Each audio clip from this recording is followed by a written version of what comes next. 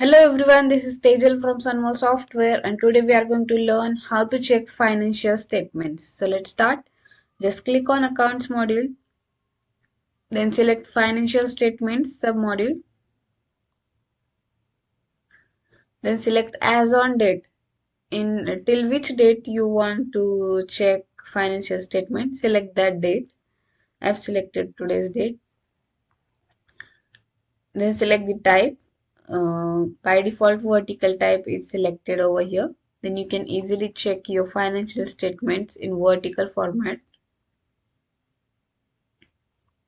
You will see asset entries, equity and liability entries, retained earnings, also profit for period in this.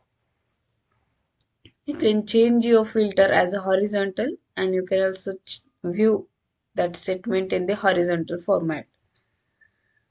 Through these four dots, you will easily print your vertical and horizontal format financial statements.